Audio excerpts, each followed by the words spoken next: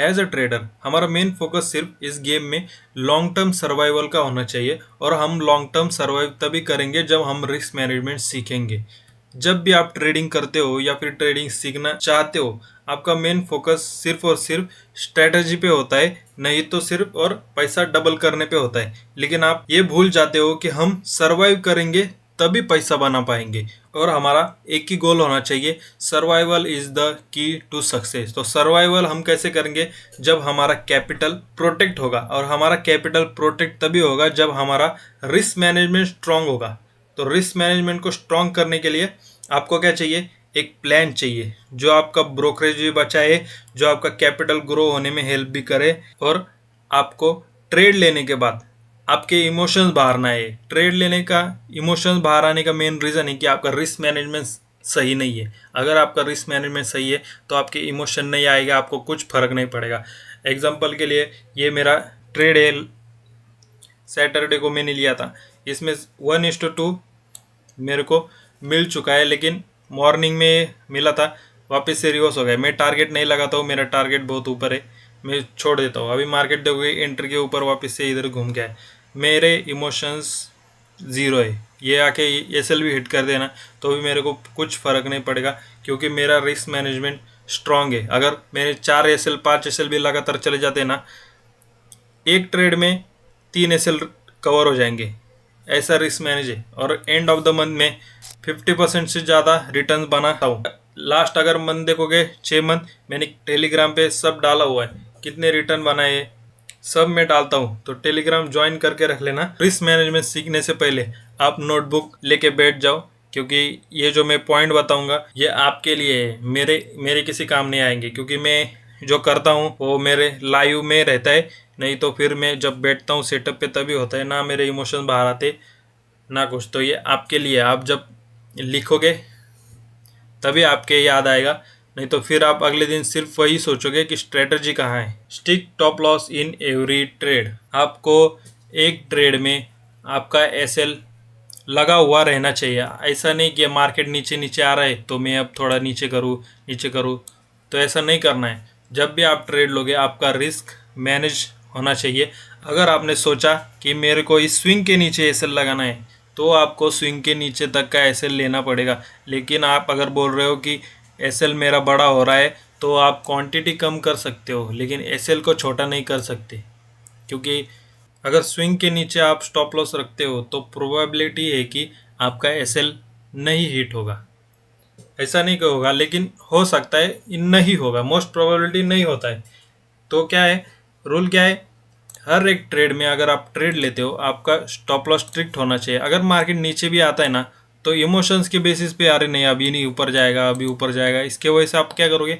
SL को cut नहीं करोगे। एसएल सिस्टम में लगा होना चाहिए। एसएल क्यों दिया है? सिस्टम में लगा होना चाहिए। मैं देखता हूँ लोग क्या करते हैं, ट्रेड लेते वेट करते, यहाँ पे आएगा तो एग्जिट कर दूंगा। अरे स्टॉप लॉस दिया हुआ है, ब्रोकर में स्टॉप लॉस का वैल्यू दिया हुआ है, लगा लो।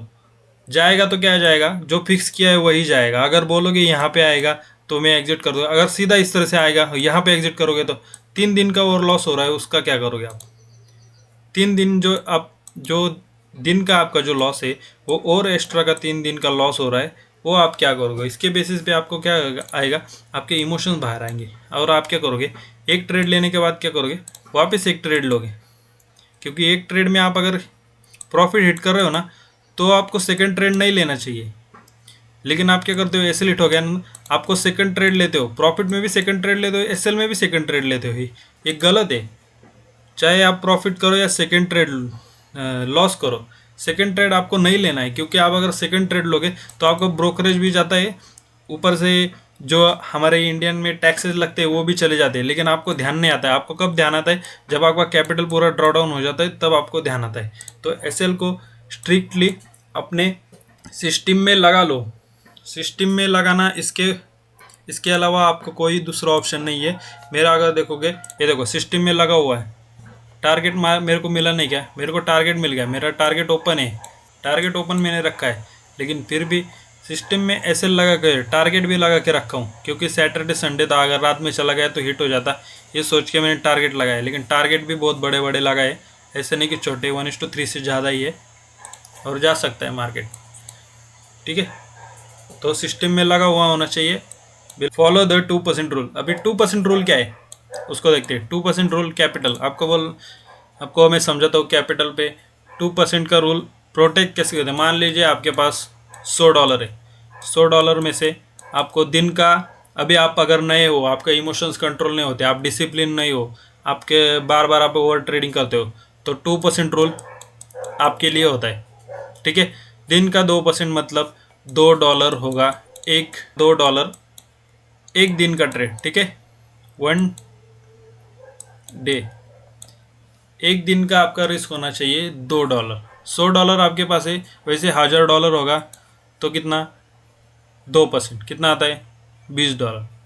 अगर आपके पास, आप चलो 1000 के डॉलर के ऊपर तो नहीं होगा आपके पास, अगर होगा तो भी 2% ही मान लो। ठीक है, तो दिन का 2% रिस्क करना है। इसका मतलब क्या है, दिन का अगर आप एक ट्रेड लेते हो, ठीक है, दिन का एक ही ट्रेड लेना है, एक ट्रेड लेना है, एक ही ट्रेड लेना है। ये जितनी जल्दी आप सीखोगे उतनी जल्दी आप सक्सेसफुल हो जाओगे।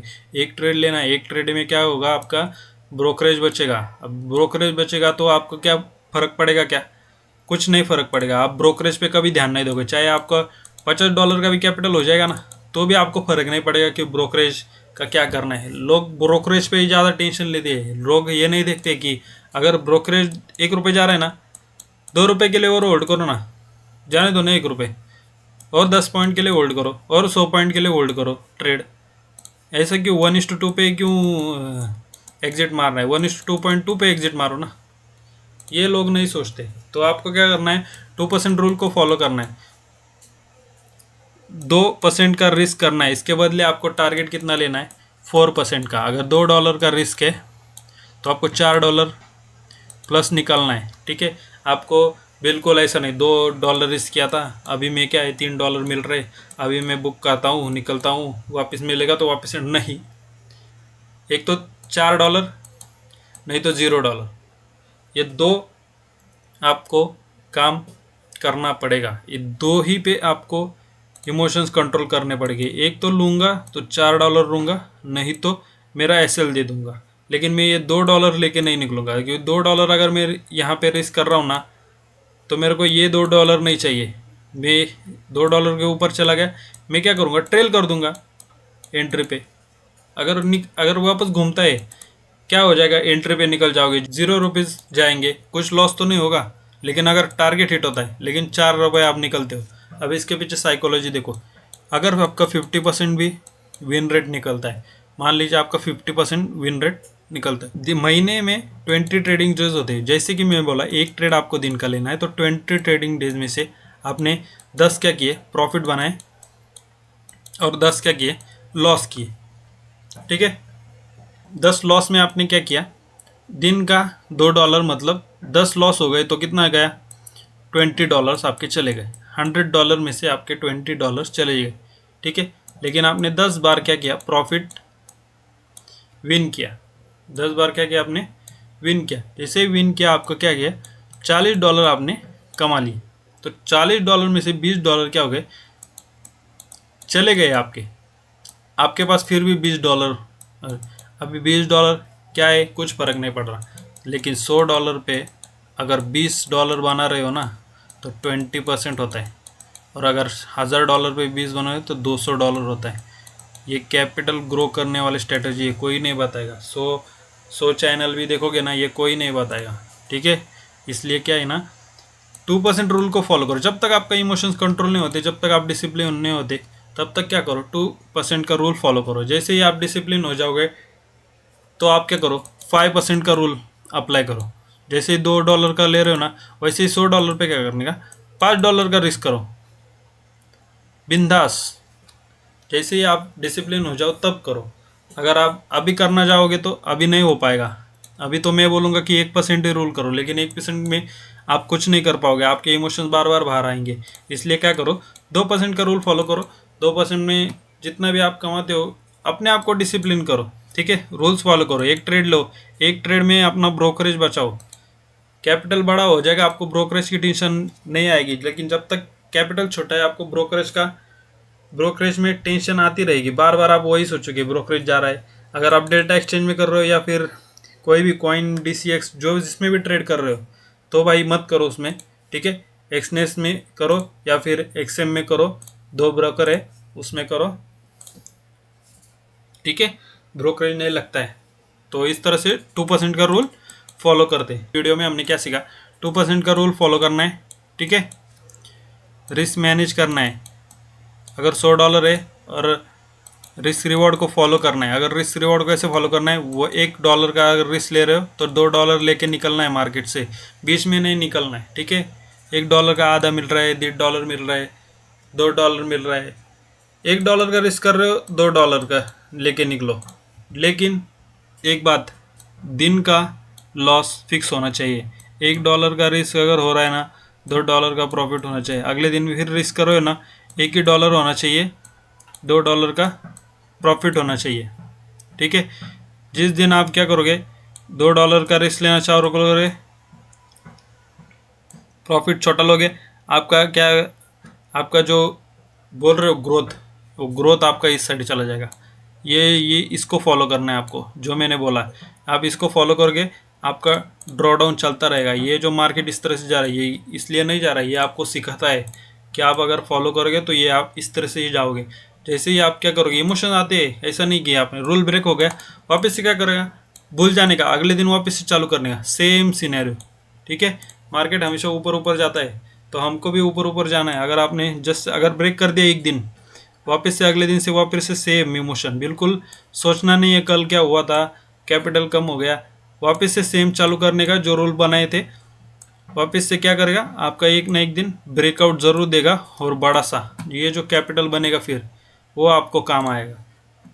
तो यही है रिस्क मैनेजमेंट, इसी वीडियो में मैंने सब बताया है। तो अगर वीडियो अच्छी लगी तो लाइक और शेयर करना, और या वीडियो को सब्सक्राइब भी करना, क्योंकि ज़रूरत है।